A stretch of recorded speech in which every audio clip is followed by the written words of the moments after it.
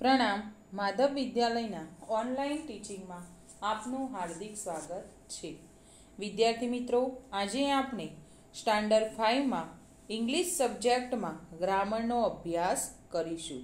ગ્રામરમાં આજે આપણે યુનિટ 1 આર્ટિકલનો અભ્યાસ કરીશું. આર્ટિકલમાં આપણને અહીંયા 3 આર્ટિકલનો અભ્યાસ કરવાનો છે. એમાં પહેલા આપણને આપેલું છે કે આર્ટિકલ એ અને એન. આર્ટિકલ એ અને એન કોની આગળ વપરાય, એટલે કે એનો ઉપયોગ આપણે શેની આગળ કરી શકીએ? તો ગણી શકાય તેવી વસ્તુ, પ્રાણી, વ્યક્તિનો ઉલ્લેખ કરવા માટે, એટલે કે ગણી શકાય તેવી વસ્તુ, પ્રાણી કે વ્યક્તિનો ઉલ્લેખ કરીએ ત્યારે નામની પહેલાં નીચેની શરતોએ, એટલે કે નીચે આપેલી જે શરતો છે એ શરતોએ આર્ટિકલ એ અને એન મુકાય છે. શું કહેવા માંગે છે આપણને? કે ગણી શકાય તેવા વ્યક્તિ, વસ્તુ કે પ્રાણીના નામનો ઉલ્લેખ કરીએ ત્યારે તે નામની પહેલાં નીચેની શરતોએ આર્ટિકલ એ અને એન મુકાય છે. તો આર્ટિકલ એ અને એનનો ઉપયોગ કરવા માટે કેટલીક શરતો છે. એ શરતો આપણને એ નીચે આપેલી છે કે નામ એક વચનમાં હોય. નામ જે આપણને આપેલું હોય બોક્સ, તો બોક્સીસ એનું બહુવચન છે, પરંતુ એ શું કહે છે આપણને? એક વચનમાં હોય. તો કેવું આપેલું હોવું જોઈએ? BOX, ફક્ત બોક્સ જ. પછી આપણને કહે છે કે વસ્તુ, પ્રાણી, તો કોઈ પ્રાણીનું નામ હોય હોર્સ, કેટ, ડોગ, પેરટ વગેરે જેવા જે નામો છે એ નામો એક વચનમાં હોવા જોઈએ. આપણે જ્યારે બહુવચન નામ બનાવીએ છીએ તો ક્રિયાપદને એસ કે યસ લગાવીએ છીએ, તો એ બહુવચન નામ કહેવાય. અને એક વચન એટલે કે હોર્સ, એક જ હોર્સની વાત કરતા હોય આપણે, HORSE, એ સામાન્ય નામ હોય. જે નામ હોય એ કેવું હોવું જોઈએ? સામાન્ય નામ હોવું જોઈએ. ગણી શકાય તેવા સામાન્ય નામ હોય. અને જે સામાન્ય નામ હોય એ કેવા હોવા જોઈએ? ગણી શકાય તેવા. કોઈ સંજ્ઞાવાચક નામ સાથે આર્ટિકલ ન મુકાય. હવે આપણને અહીંયા આપેલું છે કે સંજ્ઞાવાચક નામ. આ શબ્દ જે આપણને આપેલો છે સંજ્ઞાવાચક નામ એટલે આપણા નામ, વ્યક્તિનું નામ જેને કહી શકાય. સંજ્ઞા એટલે કે કોઈ વ્યક્તિનું નામ. મહેશ, રમેશ, નરેશ જેવા જે નામ છે એ નામની આગળ આર્ટિકલ મુકાતો નથી. ટૂંકમાં એ એન એક વસ્તુનો નિર્દેશ કરે છે. ટૂંકમાં આપણને શું કહે છે? એ અને એન એક વસ્તુનો નિર્દેશ કરે છે.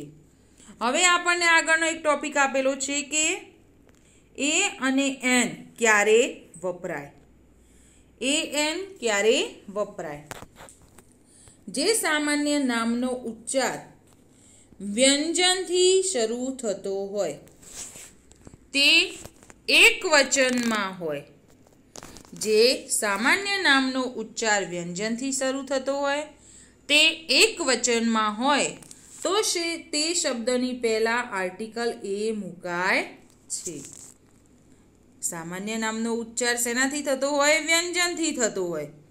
હવે સ્વર કયા, વ્યંજન કયા, એ તમને એની ઓળખ હોવી જોઈએ.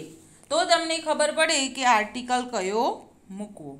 હવે આપણા જે ABCDના મૂળાક્ષરો છે, તો એ કેટલા મૂળાક્ષરો છે? 26 મૂળાક્ષરો છે. એમાં 21 વ્યંજન છે અને 5 સ્વર છે. તો 5 સ્વર જે છે એ આપણે યાદ કરીશું, જેથી આપણને બાકીના જે વધેલા છે એ બધા વ્યંજન છે એની સમજ મળશે. તો આપણને અહીંયા પહેલાં વ્યંજનમાં શરૂઆત થતી હોય, એટલે કે એ જે આપણને નિયમ આપેલો છે એના પહેલાં આપણે જોઈશું નિયમ નંબર 2, કે જે સામાન્ય નામનો ઉચ્ચાર સ્વરથી થતો હોય અને તે એક વચનમાં હોય તો તે શબ્દની પહેલા આર્ટિકલ એન મુકાય છે. હવે જુઓ આપણને અહીંયા આપેલા છે સ્વર. અહીંયા આપણને એક લાઈનમાં લખેલું છે કે એ ઈ આઈ ઓ યુ એ 5 સ્વરો છે. અહીંયા આપણને જે સ્વર આપેલા છે સ્વર તમારે તૈયાર કરવાના છે. આ સ્વર તૈયાર કરશો તો જ તમને આર્ટિકલ આવડશે. તો આ જે 5 સ્વર આપેલા છે એ ઈ આઈ ઓ યુ આ સિવાયના જે બાકીના વધેલા છે એ બધા વ્યંજન. તો ઉપર આપણે જોઈ શકીએ હવે નિયમ નંબર 1 માં કે અ હોર્સ. તો હોર્સનો એચ એ જુઓ તો આપણે 5 સ્વર આપેલા છે એમાં એચ છે નથી. તો આપણે એમાં કયો આર્ટિકલ મૂક્યો? આર્ટિકલ એ. હવે આપણને આપેલું છે કાર્ટ. તો કાર્ટમાં પણ સી કેવો છે? વ્યંજન. તો એની આગળ પણ આપણે આર્ટિકલ એ મૂક્યો. હવે આગળ આપણને આપેલું છે ટ્રી. અહીંયા આપણને દેખાય છે ને ટ્રી. તો ટ્રીમાં ટી પણ કેવો છે? વ્યંજન છે. માટે આપણે એની આગળ કયો આર્ટિકલ મૂક્યો? એ.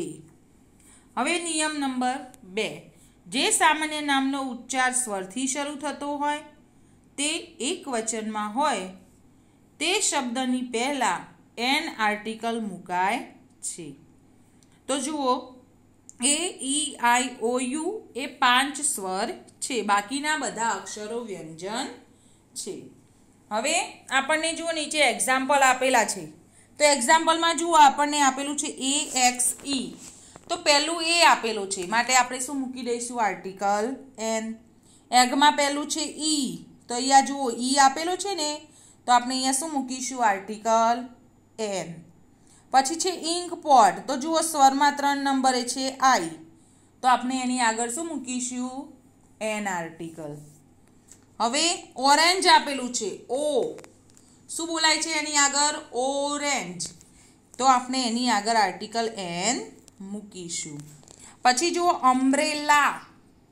યુ આપેલો છે તો એનો મીનિંગ શું આપણે બોલીએ છીએ કે અમ્બ્રેલા. તો બોલાય છે શું? અ બોલાય છે. અહીંયા આપેલો છે યુ પરંતુ બોલાય છે શું? અમ્બ્રેલા. કેટલાક લોકો એવી પણ ભૂલ કરશે અહીંયા કે યુ આપેલો હોય અને એન આર્ટિકલ મૂકી દેશે. એવો એક વર્ડ આપણને આપેલો છે યુનિયન.